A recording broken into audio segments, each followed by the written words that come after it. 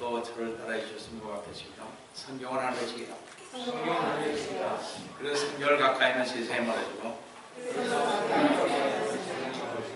성경을 멀리하면 세상에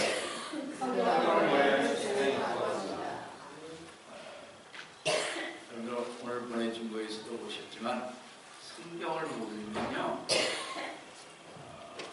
이렇게 바르게 증거할 수가 없습니다. 바른 영이 될 수가 없어요. 반드시 그러십니다. 기도하기 전에 먼저 성경을 보시고 기도하시면 더 하나님의 은총 아래서 살게 되시고, 오늘도 질문에서 여러분과 함께 은혜의 말씀을 나누어가는 것은 아까 본격적인 하나님의 말씀인 신재인 성경 요한계시록 8장 13절에서 9장 12절을 있습니다. 종말론적 계시록 강의 88번째인 제3 요한계시록 강의 29번째로서 첫 번째 화인, 다섯 번째 나팔재앙이라는 제목으로 이 시간 여러분과 같이 은혜를 나누고, 인류 역사의 시초로부터 인류는 평화를 추구해 왔습니다. 그러나 이 소원은 평화였지만 평화가 없는 전쟁의 시대에 살게끔 되었습니다. 인류 역사를 보면 1962년 노벨상 수상 과학자들이 모여 성명서를 작성하여 세계 열강 지도자들에게 보낸 일이 있습니다. 이게 버트랜드 러셀이라고 여러분 잘 아실지 모르겠어요. 행복론을 주신 분이다. 유명한 분이죠. 여하튼 1962년에 했는데요. 자, 그들은 이 성명에서 우리는 여러분에게 준엄하고도 무서운 문제를 제시합니다. 우리가 인류의 종지부를 찍어야 합니까? 그렇지 않으면 인류가 전쟁을 포기해야 합니다. 우리는 인간으로서 인간에게 보상합니다. 여러분은 인도주의만 기억하고 다른 것은 잊어버리십시오. 만약 그렇게 하시면 여러분들의 앞에는 새 낙원의 길이 열리고, 그렇게 하지 않으면 여러분들 앞에는 세계적인 죽임이 놓여 있습니다고 경고했습니다. 원자탄 연구에 가장 중요한 책임을 지고 있는 많은 과학자들이 이 성명서에 서명했습니다. 제2차 세계대전 이후 북부전쟁과 정치적 암살과 정치, 경제, 종교적 사회혁명은 그 강도나 빈도가 크게 증가했습니다. 지구상의 이러한 현상은 과학기술 발전과 정비하여 증가하고 있다는 것입니다. 왜 사람들은 역사를 통하여 전쟁과 이런 일들에 대한 무서운 교훈을 배우고 있고, 앞으로 있을 무서운 말세에 있을 전쟁에 대한 예언을 들으면서도 완전 파멸에 남떨어진 지구가 가고 있는데도 왜 사람들은 수습할 방안을 강구하고 있지 않는가 하는 것입니다. 성도 여러분, 이때까지의 설교를 통해서 인류가 영원히 평화를 이룰 수 있는 게 무엇인지를 알았을 것입니다. 하나님께서는 사람들이 역사적인 교훈도 받지 않고 미래의 경고에도 주의하지 않고 마지막 때는 전 세계가 파멸로 들어가기 때문에 주 예수 그리스도님만의 재림만이 인류를 구할 수가 있다고 거듭 예언하시는 것입니다.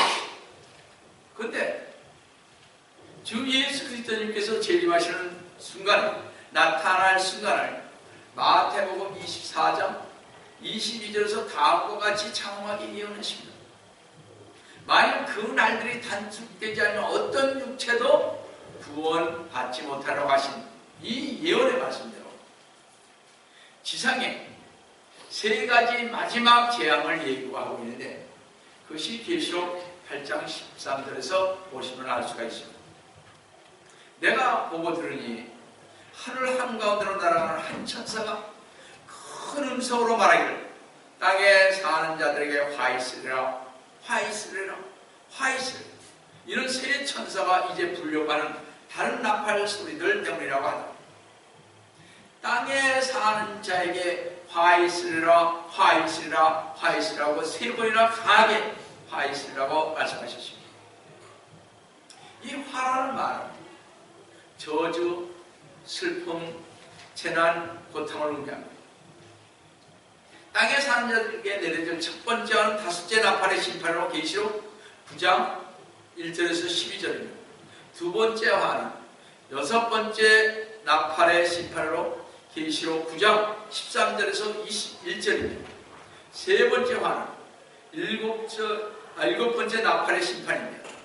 이 심판은 일곱 호리병, 즉 대접의 심판이라고 부르는 마지막 가장 무서운 대심판입니다. 계시록 16장 1절서부터 19장까지입니다. 그런데 여기 잘 보세요. 하늘 한가운데로 날아가는 한 천사를 그랬습니다. 분명히 그랬죠. 근데 RSV나 NIV, 우리 개역성경은 천사를 뭘로 바꾼지 아세요? 독수리, 이글로 바꿔버리십니다. 대단히 이상해요.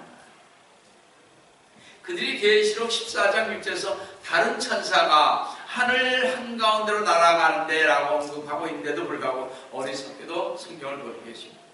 그래서 제가 자꾸 킹제임스 성경을 쓰는 이유가 그런 것입니다. 여태 세 번 반복해서 화이스라고 한 것은 하나님의 심판이 얼마나 더 무섭고 엄중한 재앙인가를 보여주는 것입니다. 그럼 첫 번째 화입니다. 다섯 번째 나팔 심판을 보시겠습니다. 계시록 9장 1절을 보시면 다섯째 천사가 나팔을 불 때 내가 보니 하늘에서 별 하나가 땅에 떨어지는데 그가 끝없이 깊은 구렁의 열쇠를 받더라고 그랬습니다. 이 별이라는 말을 뭘로 썼습니까? 그가라는 인격체로 쓰인 것을 봤을 때 또 계시록 9장 2절에서 그가 끝없이 깊은 구렁을 연유한 것을 봐. 그가 누구인가 하는 것입니다. 끝없이 깊은 구렁을 여는 자는 누구인가 하는 것입니다. 더구나 계시록 9장 11절에 그의 이름은 히브리 말로 아바돈이며 헬라어로 아폴론이라고 나와 있는데 이는 파괴자며 멸망을 의미합니다. 또 누가복음 10장 18절에 주께서 그들에게 말씀하시기를 사탄이 하늘에서 번개처럼 떨어지는 것을 내가 보았노라 하셨습니다. 또 계시록 12장 9절에서 그 큰 용이 쫓겨나니 그는 마귀라고도 하고 사탄이라고도 하는 옛뱀 곧 온 세상을 미혹하는 자라 했습니다. 그리고 그의 천사부하들도 그가 땅으로 쫓겨나고 그의 천사들도 그와 함께 쫓겨나다라고 하셨습니다. 따라서 계시록 9장 1절에서 하늘에서 별 하나가 땅에 떨어지는 데에서부터 떨어지다라고 하는 표현은 그가 타락과 저주받았다는 것이며 하늘에서 별 하나는 타락한 천사인 마귀 곧 사탄인 것입니다. 이 타락한 천사인 사탄의 이름을 이사야 14장 12절에서 보시면 오 아침의 아들 루시퍼야 네가 어찌 하늘에서 떨어졌느냐 민족들을 연약하게 하였던 내가 어찌 땅으로 끊어져 내렸느냐 했던 루시퍼가 계시록 9장 1절 하반절에 보시면 그가 사탄이 끝없이 깊은 구렁의 열쇠를 받더라 하십니다. 어떻게 하나님의 보좌를 빼앗으려다가 땅으로 내어 쫓겨받은 사탄이 끝없이 깊은 구렁의 열쇠를 받을 수 있느냐 하는 것입니다. 그렇죠? 그것도 주 예수 그리스도님으로부터 열쇠를 받았다는 것입니다. 주 예수 그리스도님께서 지옥의 열쇠를 가지신 분이기 때문입니다. 계시록 1장 18절 9절을 보시면 내가 지옥과 사망의 열쇠들을 가졌노라 하십니다. 누가요? 주님이 예수 그리스도님. 예수 그리스도님께서는 사도인 베드로에게 천국의 열쇠를 주신 것처럼 예수 그리스도님께서는 끝없이 깊은 구렁의 열쇠를 사탄에게 일시적으로 주신 것입니다. 이런 잠정적인 관리를 사탄에게 위임한 것입니다. 다시 말씀드려서 하나님께서 떨어진 사탄은 임시로 끝없는 깊은 구렁의 열쇠를 받은 것입니다. 여기서 우리는 주님의 오묘한 섭리를 볼 수가 있습니다. 놀라운 사실은 하나님께서 대환란의 일정 기간 동안 사탄에게 끝없는 깊은 구렁의 관리권을 위임한 것입니다. 사탄을 통하여 다섯째 나팔 재앙과 이후의 재앙도 주도권을 위임하고 있습니다. 언제까지? 계시록 19장까지 말입니다. 그런데 사탄이 끝없는 깊은 구렁을 여는 장면을 보시겠습니다. 계시록 9장 2절을 보시면 그가 사탄이 끝없이 깊은 구렁을 여니 큰 용광로의 연기와 같은 연기가 구렁에서 올라오는데 해와 공기가 그 구렁의 연기로 말미암아 어두워지더라 그랬습니다. 끝없이 깊은 구렁은 바닥이 없는 특별한 구덩이 같은 지옥에 있는 곳으로서 마귀를 잡아 가두는 것. 계시록 20장 3절입니다. 마귀의 거처인 것입니다. 계시록 11장 7절과 17장 8절에 봅니다. 그런데 이 사탄이 문을 여니 무서운 일들이 생겼는데 용광로의 연기 같은 연기가 올라서 이 연기가 해를 공기를 어둡게 한다고 했습니다. 따라서 끝없이 깊은 구렁은 단순히 어떤 바닥이 없는 무한한 깊은 곳만이 아닌 지옥과 같이 불타고 있는 곳임을 알 수가 있습니다. 어떤 신학자들은 끝없이 깊은 구렁에서 연기가 올라와 해와 공기를 오염시킨다는 것은 핵전쟁 가운데 생화무기가 사용되고 독가스가 살포되어서 온 세상을 오염시키고 온 인류를 비참하게 만들어 버릴 것이라고 이렇게 이 말씀을 해석하고 있습니다.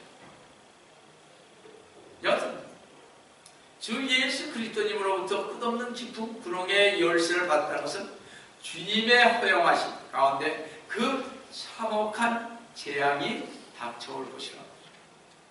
여러분들 잘 생각해 보세요.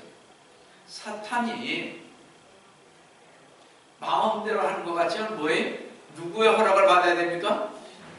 반드시 주님의 허락을 받고 하는 것입니다. 참으로 중요한 것입니다. 아무리 공중 권세를 잡은 자라 해도 주님의 허락이 없으면 아니 되는 것입니다. 그래서 우리 성도들은 참 감사해야 돼요. 왜요? 우리 성도들을 건드리려면 누구의 허락을 받아야 합니까? 욥처럼 주님으로부터 허락을 받아야 돼요. 여러분 감사한 거죠? 세상 사람은 허락받지 않아도 마귀가 마음대로 할 수 있습니다. 이것이 세상 사람과 우리가 다른 거예요. 모든 세상의 역사도 하나님의 허락 없이는 자기가 마음대로 할 수 없는 것이 바로 우리 주님께서 허락하심에 따라서 섭리 속에서 역사하는 것입니다. 자, 근데 말이죠. 그 연기 가운데서부터 메뚜기들이 나오는 것을 봤습니다.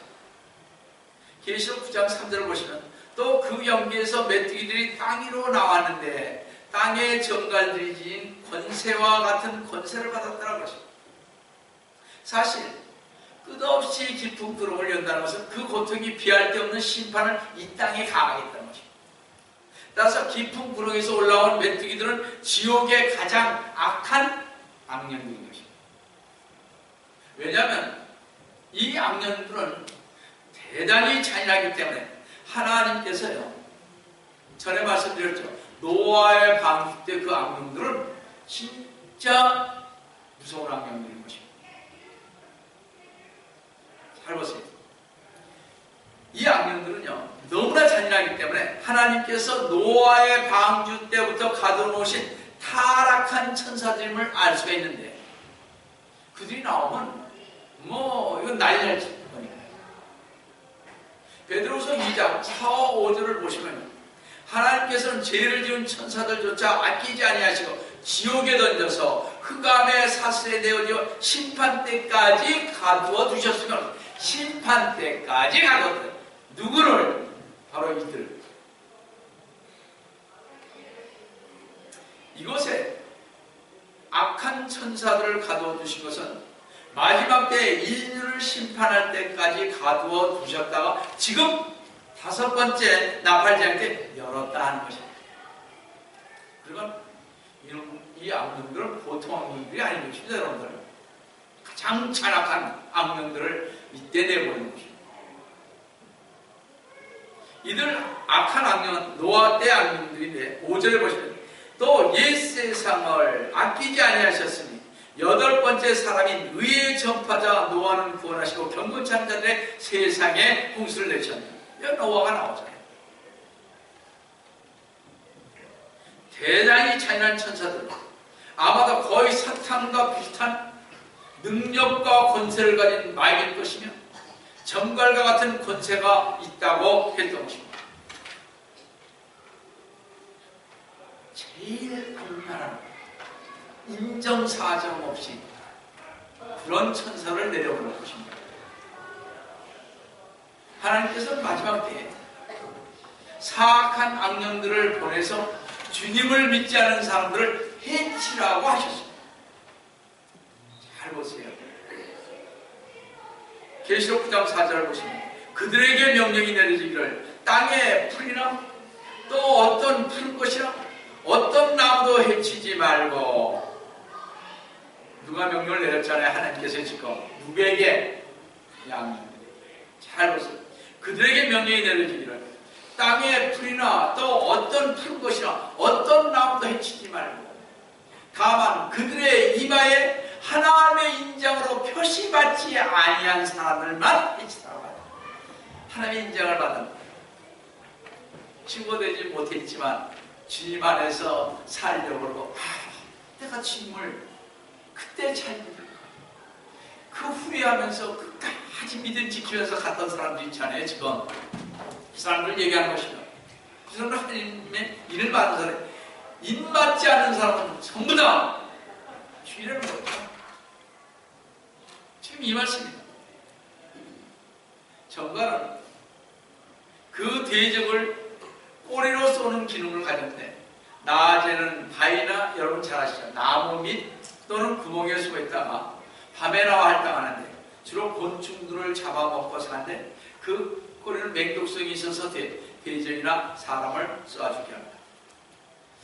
이 전갈이요, 여러분 무섭습니다. 제가 들은 얘기입니다. 멕시코에서 남미에서 이렇게, 남미의 저쪽에서부터 멕시코까지 이렇게 올라오는 사람들이 미국에 오려고. 근데요, 그들이 어디입니까? 여러분 캘리포니아 옆에 있는 게 어떤 스테이트죠? 네? 캘리포니아, 네바다, 그 다음에 아리조나, 이렇게 해서 넘어온단 말이에요. 텍사스를 이렇게 건너서. 그럼 아리조나 같은 경우에요, 사막지대입니다. 이들은 사막지대를 통해서 몰래 넘어옵니다. 피곤하니까 먹을 게 있어야죠. 한 20일씩 걸어서 여기 오는 곳입니다. 그 사람들 생명 걸고 오는 거예요. 남미에서 오는 사람들이. 오다가 돈이 있으면 멕시코 건너다 다 뺏깁니다. 그래도 살겠다고 넘어오는 사람입니다. 근데 그들이 넘어오다가 사막에서 잡니다. 천천히 오니 그때 정갈에 의해서 맹독을 맞고 그들이 죽어있는 게 수없이 쓰러져 있습니다. 살려고 왔는데 밤에 정갈에 의해서. 이게 지금 현실입니다. 여러분들 정말 우리는 참 복받은 사람들이에요. 이걸 놓고 뭐 어쩌고 저쩌고 한다는 것은 제가 봤을 때는 참 어리석은 사람들입니다. 어떤 면에서. 제가 그 얘기를 듣고 남미에서 온 사람 저쪽이야 아쿠아도르 저쪽에 밑에 있는 사람 다시 가서 생사를 걸고 먹을 곳이 없어서 20일 30일째 안 잡히려고 그 사막을 했어요. 돈 벌면 가겠다는데 가게 되니까요. 이제 정갈 나가서 한 얘기입니다. 늘 주님 앞에 감사하세요. 진짜 감사하세요. 그냥 뭐 조금만 먹어가지고 여러분 신상탈하지 마세요. 그거는 아주 나쁜 사람들입니다. 어떤 면에서.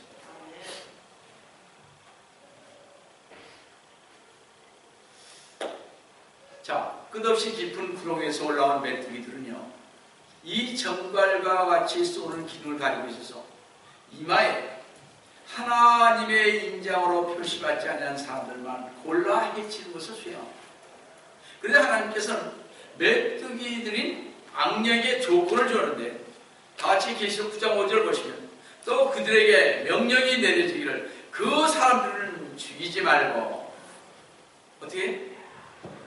오직 5달 동안 고통만 치러가는데 그 고통은 마치 정갈이 사람을 쏠 때의 고통과 같은 것입니다. 하나님께서는 하나님의 인장을 받지 아니한 자들에게 심각한 고통을 줄 수 있으나 그들의 생명을 취하지 말라고 하십니다.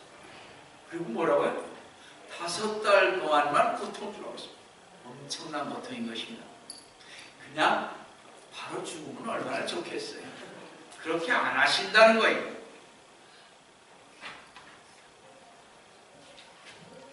여러분들 왜 하나님이 그렇게 하셨을 것 같아요? 저 숙제를 내드릴게요. 왜 하나님이 세상을 이렇게 무섭게 다루십니까? 왜 그러시는 것 같아요? 난 저를 하나님 믿지 않겠다. 전쟁의 하나님이라고 그러면서 손가락질 하는데 왜 그랬느냐. 숙제를 내줄 테니까 다음 주에 저한테 카톡으로 보내주세요.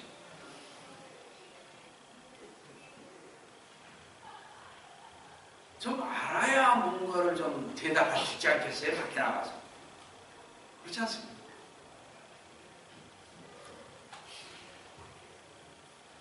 저는 이 지시가 누구에서 왔습니까? 이 지시는 하나님께로부터 온 것이면 말할 것도 없습니다. 그것은 마치 사탄이 욥을 시험하려 할 때 하나님께서 사탄에게 한계를 그어주시고 하나님께서 허용한 일만 한 것을 알 수가 있습니다. 여기서도 사탄의 활동의 범위가 어떻게 하나님에 의해 제한된 것을 볼 수 있습니다. 하루 죽이지 말라고 그랬잖아요. 5개월 동안 놔두라고 그러지 않습니까? 고통당하고. 성도는 우리는 이러한 사실을 통해서 알 수가 있는 것은 사탄은 하나님의 일에 있어서 작업 도구에 불과함을 알 수가 있습니다. 로마서에서 뭐라고 그랬습니까? 내가 죄를 많이 지면 주님이 더 이상 간섭하니까 안 하니까 그 사람에 대해서 내 주장에 누구에게 아기가 마음대로 갖고 있는 거예요.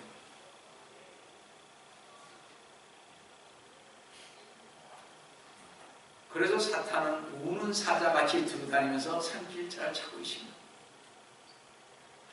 그렇지만 사탄의 모든 활동은 어떻게 하나님에 의해서 제한을 받습니다. 그러므로 주를 의뢰하는 경건한 성도들은 사탄의 위험을 두려워하여 피하려는 태도를 버려야 할 것입니다. 메뚜기들인 악령들도 그 활동 범위뿐만 아니라 하나님에 의해서 그 기간도 제한되어 있음을 봅니다. 본문에 언급된 대로 5달 동안만 활동하라는 지시를 하나님께 받은 것입니다. 5달인데 뭐 생각나는 거 없으세요? 5달은 150일입니다. 누구 생각나세요? 네, 노아가 생각나죠. 150일은 노아 시대 홍수가 내려진 재앙의 시기와 같습니다. 노아가 방주에 들어간 후 150일 동안 물이 땅을 덮고 있었습니다. 그때 방주에 들어가지 못한 사람들은 고통했대요. 5달 동안의 괴로움을 죽는 것이 사는 것보다 낫다는 것과 같이 이마에 하나님의 인장이 없는 사람은 그날의 임할 고통을 생각하고 우리는 정신을 차려야 할 것입니다. 뭐 지옥에 다른 사람도 지옥에 가니까 나도 지옥에 가겠다고 가보라고 그러죠. 저는 그런 사람 빨리 갔으면 좋겠어요. 그렇게 고통 좀 나가게. 말을 함부로 해도 되겠습니까? 그렇잖아요. 입이 있다고 다 그렇게 얘기하면 안 되죠. 그런 입을 공유해서 자, 계시록 9장 6절을 보시면 그날들에는 사람들이 죽음을 구하여도 찾지 못할 것이요 또 죽으려고 애를 써도 죽음이 그들을 피하리라 하시오. 그날에 메뚜기들로 고통을 당하는 사람들의 고통이 너무 크기 때문에 죽기를 구하여도 애를 써도 죽음이 피한다고 했습니다. 죽기를 구하는 고통은 최대의 고통이요 지옥의 고통일 것입니다. 그런데 5 나팔 때 나온 메뚜기들의 모양을 볼 수가 있는데 그것의 모양을 보면요 그것들의 성격과 기능을 알 수가 있습니다. 계시록 9장 7절을 보시면 또 그 메뚜기들의 모양은 전쟁을 위하여 준비한 말들을 갖고 그러십니다. 이런 메뚜기들이 신속성과 돌진성 그리고 잔인성을 상징하는 것이되 이마에 하나님의 인장을 받지 않은 세상 사람들에게 5개월에 걸쳐 공격하는 모습에서 재앙이 얼마나 공포스럽고 끔찍할까 생각이 듭니다. 그 머리에는 금멸류관 같은 것을 썼으며 했는데 그것은 위엄과 능력을 상징하는 것입니다. 아니 어떻게 메뚜기가 금멸류관 같은 걸 썼느냐 이런 얘기입니다.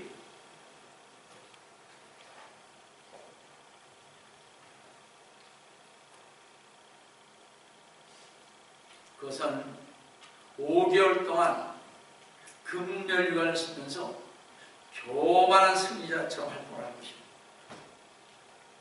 지금도 잘 보세요. 전 작은 교회 가서 그런 걸 많이 보는데요. 큰 교회만 되면요 설교도 잘 시켜요. 그렇습니다. 작은 교회 그 사람들 10번 시킬 때 아마 한 번 시키면 잘할 거예요. 안 시키면. 형 그래요. 그러니까 큰 교회는 누가 자기가 된 것 같이 교만한 거죠. 의시대요. 자기 오게 되면 다른 데서 다 오게 하고 그렇죠? 각 곳에서 오게 합니다. 왜 그런지 아세요? 과세에 자기 힘으로 하시. 그런 거 있습니다. 각 주에서 오게 하고 한국에서 오게 하고 자기 힘으로 하시게요. 그거는 아니 되는 것입니다. 무슨 자기가 금멸류관 쓴 것 같지.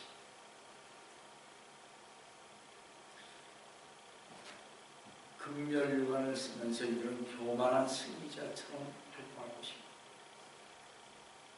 또 뭐라 그랬습니까? 또 그 얼굴은 사람들의 얼굴과 같다고 한 것은 사람의 얼굴은 왜 사람 지혜자입니까? 지혜의 힘과 총명을 가지고 있다는 것입니다. 계시록 6장 8절에서 그들의 머리카락은 여인들의 머리카락 같으며 한 것으로 봐 아름다움을 통한 유혹의 능력인 교활함에 있다는 것입니다. 여러분 머리카락이 길면 여자도 참 예쁘지 않아요? 그렇죠?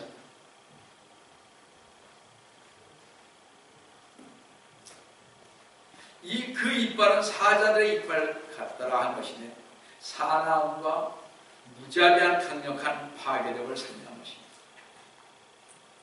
또 계시록 9장 9절을 보시면 또 그들의 흉배는 철 흉배 같았으며 한 것을 봐. 철 흉배는 이 세상에 어떤 세력으로도 대적할 수 없는 방어력을 가지고 있다는 것입니다.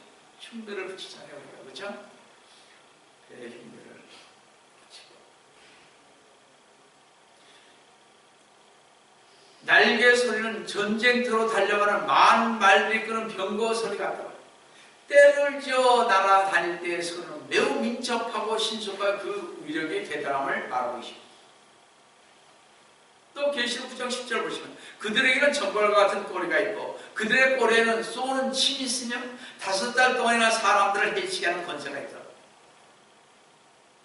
사탄의 군대인 메뚜기들은 머리에서 꼬리에 이르기까지 악마적인 힘과 지혜와 권세와 그 독에 가득 차 있는 것을 봅니다. 저는 이 메뚜기들의 모양을 보면서 신속하게 어떻게 날아야 돼? 여러분 아시잖아요. 전투기 아니면 아파치 헬리콥터 장갑차 장갑차 이렇게 길게 와 있죠. 뭐 이런 것.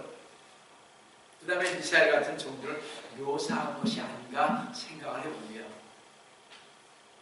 여러분 잘 생각해 보시면 현대의 군사 장비들을 보는 것 같지 않습니까? 여하튼 사탄과 악령들은 자신들의 운명이 얼마 남지 않은 것을 알기에 대환란의 기간 동안에 더 악랄하게 무자비하게 인류를 파멸에 이르게 하고 있습니다. 아까 말씀드렸듯이 사탄의 활동 기간이 제한되었고 하나님께서 지시한 것만 하고 있습니다. 사탄과 악령에 대한 임무나 활동에 대한 설정은 사탄 자신에게 있는 것이 아니라 누구에게 있어요?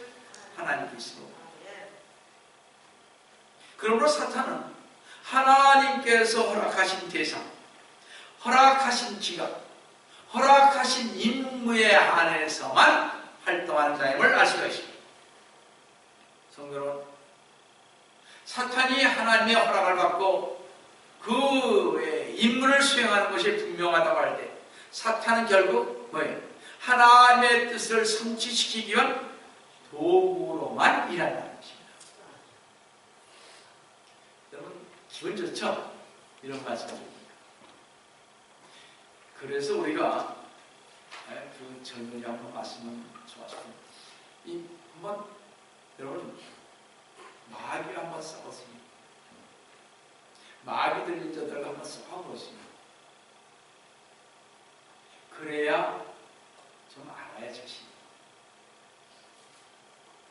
그렇죠?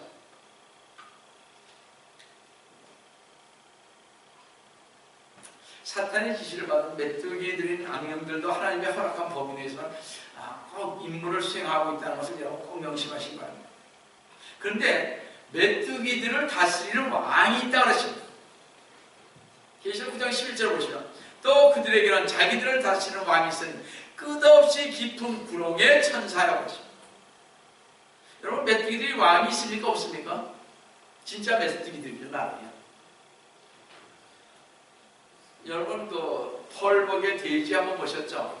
메뚜기들이 쫙 가고 쫙 오지 않습니까? 거기 왕이 있어요? 있는 것 같죠? 그렇죠?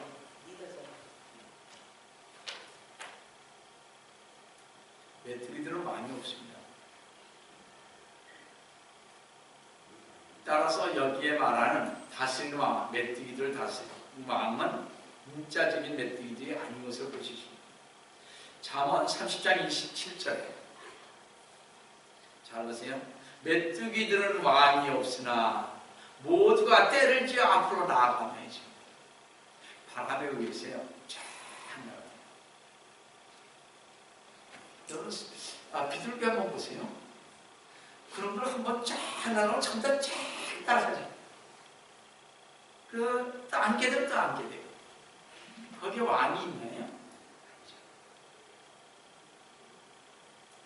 자, 그럼 자기들을 다스리는 왕이 있다고 하는데 그 왕이 누구냐 하는 것입니다.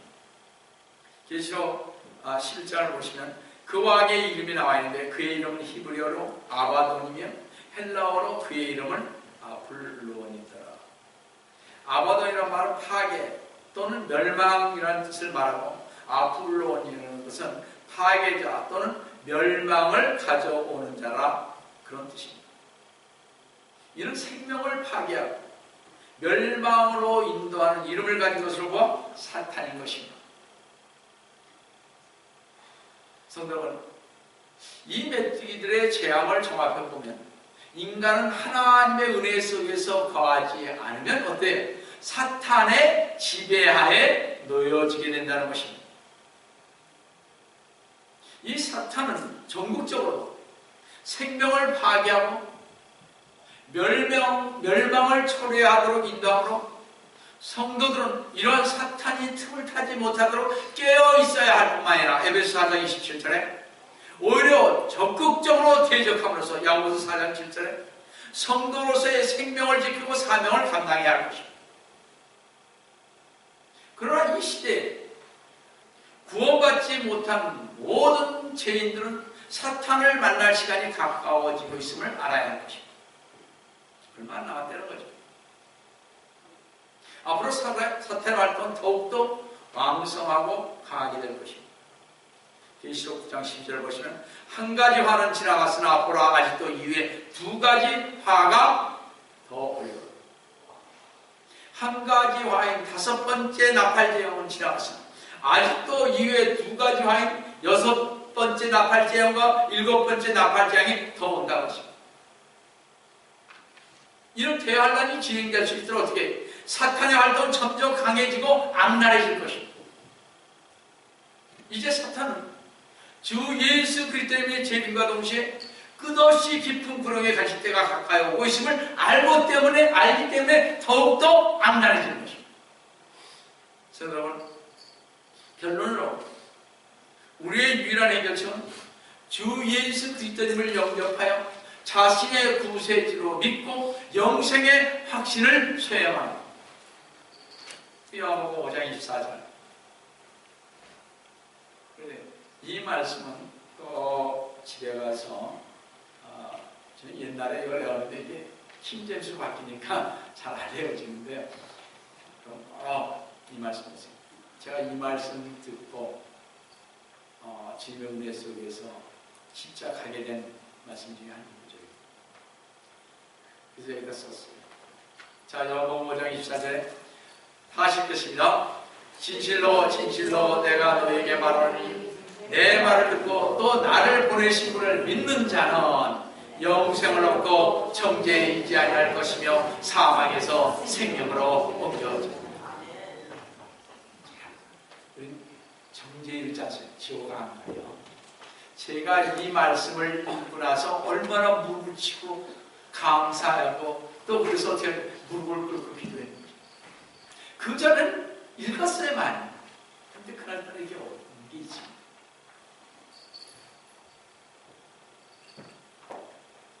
주 예수 그리스도님을 영접하고 주 예수 그리스도님을 자신의 구서주로 믿는 자는 영생을 얻고 정죄에 이르지 아니하고 사망에서 생명을 얻을 것입니다.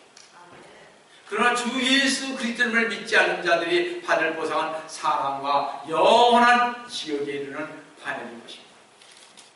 그러므로 성도 여러분, 우리는 언제나 주 예수 그리스도님의 재림을 소망하면서 영접할 준비를 갖추고 먼저만 사랑하는 자들과 다시 만나는 환희를 생각하시면서 다시 한번 주 예수 그리스도님을 자신의 구세주로 영접하여 믿은 것을 확신하고 사망에서 생명으로 옮겨진 것을 확신하시는 우리 성도 여러분 되시기를 속히 오리라 하신 주 예수 그리스도님의 이름으로 축원드립니다.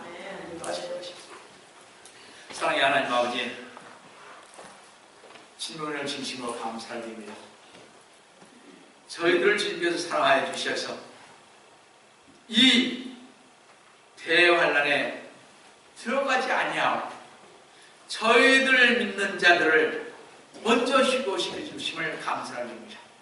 주님, 저희들 꼭 잡아주시어서 이 대환란에 모두가 들어가지 아니하고 주님께서 공중 재림하실 때 모두 휴거받는 저희 모두가 될 수 있도록 주님 붙잡아 주시옵기를 원합니다. 아무리 어렵고 힘들어도 이 세상 사람들이 뭐라고 그러든 어떠한 시락과 이론이 오고 어떠한 프로그램이 와도 정신을 차려서 하나님의 말씀과 기도 속에서 온전히 갈 수 있도록 주님 축복하여 주시옵기를 원합니다. 주님께서 오늘도 저희와 함께 해주심을 감사하고 주의 손을 받들어 가는 기도드립니다.